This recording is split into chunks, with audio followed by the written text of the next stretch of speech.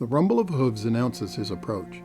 If I strain my ear hard enough, rotated in the proper direction, I might be able to hear the heavy cartwheels strain against the ruts in the road. I tilt my nose to the air, the heavy spear in my hand laying aside just now as I take a few whiffs. All I can smell beneath the earthy dust and the muck of the moat is horses.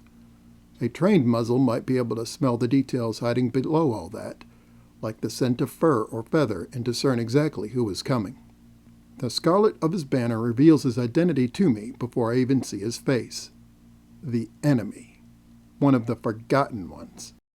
A representative of that distasteful, disgraced species that had been thrown out the kingdom ages ago for crimes against nature and against all beings, sentient and non-sentient alike. My lips curl up in a snarl. How dare they come to us now, at this hour? Can't they see it's evening?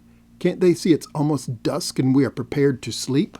I look down upon my post and see a sole carriage beneath the scarlet banner, one too plain to belong to a king or a lord. However, it carries royal colors and is accompanied by a royal guard. I can see the long tails of the canines that sit astride the horses that ride on either side. Not of movement or flicker.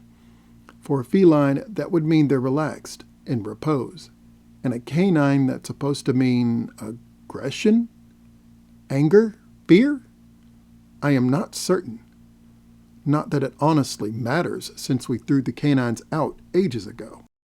"Who goes there?" I shout from my post at the guard tower. "Who disturbs us at this hour of our rest?" A door to the carriage opens. A sole figure steps into the road. It appears that it is a lord. A small, spindly lord, hardly worth our time. Doesn't he know better than to bother us so late? Where is his manners? Where is his dignity? His fur is filthy, his clothing an absolute wreck. Such a disgrace to himself and to us for him to presume that we would allow his passage in so dreadful appearance. The envoy bows down, his tail twitching slowly as he does so, ears flattening out in either fear or panic. I am not certain what that's supposed to mean for a canine, but to us it seems as if he's preparing for attack. Such rudeness! His Royal Highness has sent the Lord of his guard to request aid and succor. The feeble creature beneath me shouts up, then bows down again on the filthy highway. Aid? I shout back down. How should we aid? We're preparing for rest. Come back in the morning when we've awakened and are ready for ye. We'll prepare a feast and celebrate your arrival. I beg your pardon, guard, but we do not need a feast. We need swords, bows, arrows, 1,000 soldiers to shore up our defenses at the pass, or our common enemy will enter the valley. With each word he speaks, his tail continues that infuriating twitch. The sniveling pup dares to beg of me in such manner and regard. How disgusting! I beg your pardon, your lordship, if you really are a lord. But we offer no aid. We offer no soldiers. We only offer the feast on the morrow.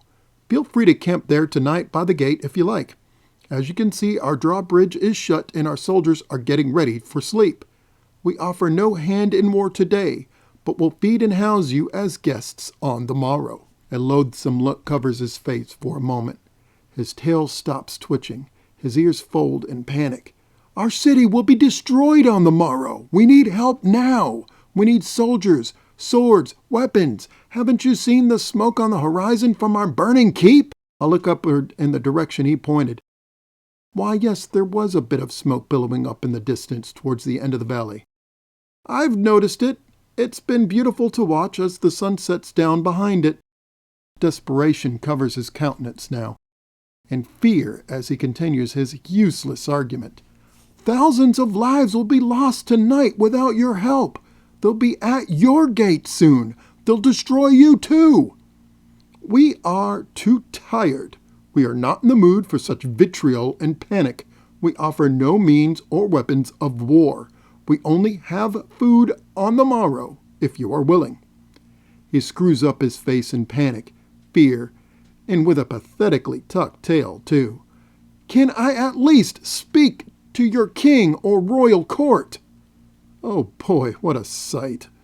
I glance at my fellow guard, and I can see the same look on his face. The speckled feline gave me a half-hearted shrug. I've sent the runner. And? My tail gives a couple of annoyed twitches. He only says the royal court is asleep and refuses all visitors. He gives me a conciliatory shrug as he speaks, as if he's saying, it's not our problem. I look back down at the pitiful canine in the dirt, where all canines belong, where all those who wave that offensive crimson against our beautiful Azir belongs. The disgusting creature now has tears in his eyes. Please, we have family. For the sake of our pups, for the sake of your own kittens, can you please provide help? What a pitiful sight. Disgusting. Begging in the dirt of a guard like myself, such a sight deserves no acknowledgement. I look back up. I begin to watch the smoke on the distant horizon as it swirls against the beauty of the incoming night. There were specks of light now that appeared to start drifting slowly from the fire, a fire that now rivaled the light of the sun. The pitiful envoy stood slowly and got back into his carriage. Away he raced, his trail of dust raising slowly like a rooster tail behind him. Away he raced to bother other kingdoms, to seek aid from others who undoubtedly turned him out. Such rudeness! I turn my attention back to the horizon. It will be night soon.